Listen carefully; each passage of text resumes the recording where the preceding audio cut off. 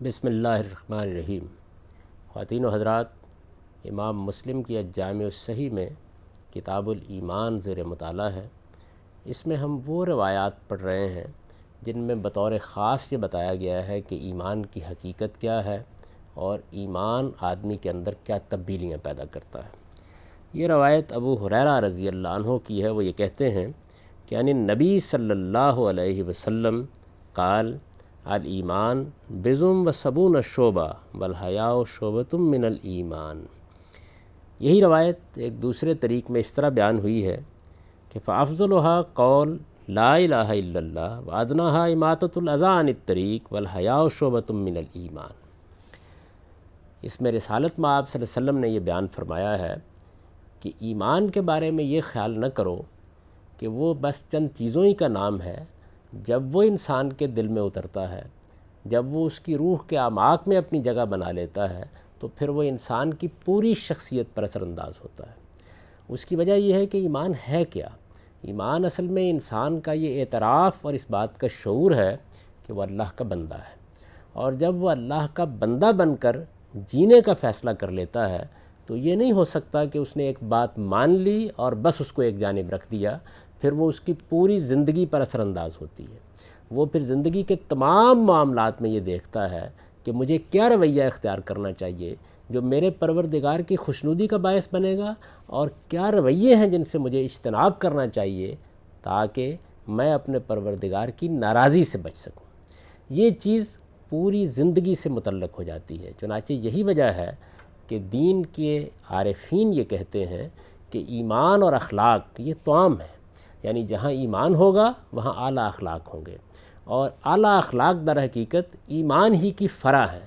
چنانچہ یہ بات بالکل قرآن مجید سے واضح ہو جاتی ہے کہ وہ بعض اوقات ایمان کا لفظ بولتا ہے اور اس سے اخلاقیات کو بھی تعبیر کر دیتا ہے، اور بعض اوقات اخلاقیات کی بحث شروع کرتا ہے اور اس کی ابتدا میں سب سے پہلے ایمان کو رکھ دیتا ہے۔ گویا ایمان بنیاد ہے، اللہ کے ساتھ تعلق بنیاد ہے، اس کے بعد تمام اخلاقی فروع آپ اس سے نکل آتے ہیں۔ اللہ تعالیٰ نے جو تعلیم ہمیں قرآن مجید میں دی ہے اس سے یہ بات واضح ہوتی ہے کہ یہ چیزیں کہ اچھائی کیا ہے، برائی کیا ہے، ہم کیا چیز کریں کیا چیز نہ کریں، یہ در حقیقت اللہ کا الہام ہے جو ہمارے اندر اس نے ابتدا میں کر دیا ہے۔ اس کو قرآن نے بیان کیا ہے کہ وَنَفْسٍ وَمَا سَوَّاهَا فَأَلْهَمَهَا فُجُورَهَا وَتَقْوَاهَا۔ اللہ تعالیٰ نے جب نفس انسانی کا تصفیہ کیا، اسے بنایا اور سنوارا، تو اس کے اندر یہ بات ودیت کر دی کہ اس کو حدود میں کیسے رہنا ہے، اور اگر وہ حدود کو پھلانگتا ہے تو اس کی صورتیں کیا ہوں گی۔ اس کا شعور دے کر انسان کو بھیجا گیا ہے۔ چنانچہ جب وہ ان چیزوں کو سمجھتا ہے اور جانتا ہے اور اپنے اللہ کے ساتھ تعلق قائم کرتا ہے تو اس کی پوری زندگی ایک دوسرے زاویے سے اس کے سامنے آ جاتی ہے۔ اسی بات کو رسالت پاک صلی اللہ علیہ وسلم نے اپنے اس ارشاد میں بیان فرمایا ہے۔ آپ کا ارشاد ہے کہ جب تم اللہ تعالیٰ پر ایمان لاتے ہو تو ابتدا تو یہاں سے ہوتی ہے کہ اللہ کے سوا کوئی الہ نہیں، تم اس کی توحید کا اقرار کرتے ہو، ابتدا تو یہیں سے ہوتی ہے۔ لیکن یہ خیال مت کرو کہ یہ بات یہیں رہ جاتی ہے۔ جب اللہ کے سوا کوئی الہ نہیں، اللہ ہی تنہا معبود ہے، تم اللہ کے بندے ہو، یہ چیز تمہارے دل و دماغ میں اتر جاتی ہے تو یہ تمہاری زندگی پر اثر انداز ہوتی ہے، اور پھر اس چھوٹے سے چھوٹے درجے تک آ جاتی ہے کہ تم راستہ چل رہے ہو اور وہاں کوئی چیز لوگوں کے لیے اذیت کا باعث بن رہی ہے، تم اس کو ہٹا دیتے ہو۔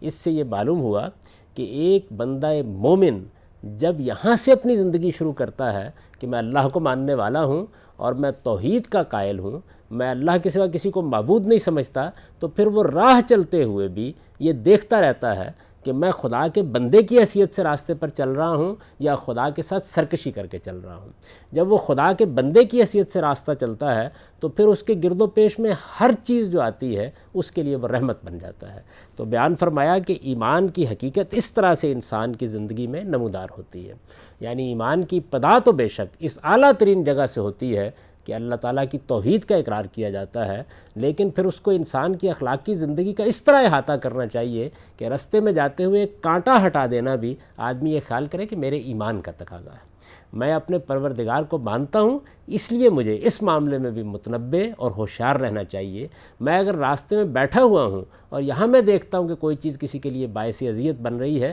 تو مجھے اسے ہٹانے کی کوشش کرنی چاہیے۔ چنانچہ رسالت میں آپ صلی اللہ علیہ وسلم نے بعض دوسرے موقعوں کے اوپر لوگوں کو بتایا کہ رستوں پر بیٹھنے سے اجتناب کرو، لیکن اگر بیٹھتے ہو تو پھر ان کے حقوق ادا کرو، اور اس میں سے ایک بڑا حق یہ بھی ہے کہ وہاں اگر کوئی چیز لوگوں کے لیے اذیت کا باعث بن رہی ہے تو اس کو دور کر دیا جائے۔ اس سے یہ بات بھی معلوم ہوتی ہے کہ گرد و پیش کے ماحول کے بارے میں ایک مومن کا کیا رویہ ہوتا ہے۔ یعنی آپ نے اپنے گھر کا کوڑا کرکٹ اٹھایا اور باہر پھینک دیا، آپ نے اپنی گاڑی صاف کرنا چاہیے اور دوسروں کے لیے آپ نے پانی کا دریا بنا دیا، آپ نے اپنے سامنے کی سڑک توڑ دی، آپ نے کسی کے لیے اذیت کا سامان کر دیا، کسی دوسرے کو کوئی تکلیف پہنچا دی، اپنی کوئی چیز حاصل کرنے کے لیے آپ نے کسی دوسرے کے لیے مسائل پیدا کر دیے، تو یہ ایمان کے منافی ہے۔ یعنی ہمارے دین میں انسانوں کے حقوق در حقیقت ایمان سے متعلق کر دیے گئے ہیں کہ اگر ایمان حقیقی ہے، خدا کے ساتھ سچا تعلق ہے، تو پھر اس کا ظہور انسانوں کے معاملے میں رحمت و محبت کے ساتھ ہونا چاہیے۔ اور کوئی بندہ مومن اگر فی الواقع بندہ مومن ہے تو یہ نہیں ہو سکتا کہ وہ قانون کو پامال کرنے والا ہو، ہمسایوں کو اذیت دینے والا ہو، راستے میں گندگی پھیلانے والا ہو، جگہ جگہ سے صفائی کو خراب کرنے والا ہو، بلکہ ایک ایک چیز کے بارے میں وہ محتاط ہوگا کہ میں کسی دوسرے کے لیے کہیں کوئی ایسا کام نہ کر ڈالوں جو اس کے لیے مسائل کا باعث بن جائے۔ وہ کسی تفریح گاہ میں جاتا ہے، کہیں بیٹھتا ہے، کہیں اٹھتا ہے، کوئی معاملات کرتا ہے تو ہر جگہ محتاط ہوتا ہے کہ میں یہاں پر کوئی کوڑے کرکٹ کی چیز نہ پھینک دوں، میں دوسروں کے لیے اذیت کا کوئی سامان نہ کر جاؤں، میں کسی چیز کو خراب نہ کر دوں، بلکہ وہ ہر چیز کو درست رکھنے والا، ہر چیز کے بارے میں احتیاط کا رویہ اختیار کرنے والا ہوتا ہے۔ اسی چیز کو کتنی خوبصورتی کے ساتھ اس روایت میں واضح کیا ہے کہ تم جب ایمان قبول کرتے ہو تو اس کی ابتدا تو توحید کے اقرار سے ہوتی ہے، لیکن یہ بات بھی اسی میں شامل ہے کہ تم راستے سے کوئی اذیت کی چیز ہٹا دو، کوئی کانٹا ایک طرف رکھ دو تاکہ وہ دوسروں کے لیے اذیت کا باعث نہ بنے۔ والحیاء شعبۃ من الایمان، اور ارشاد فرمایا کہ حیا بھی ایمانی کا ایک شعبہ ہے۔ حیا کیا چیز ہے؟ ایک تو نوعیت کی جھجک،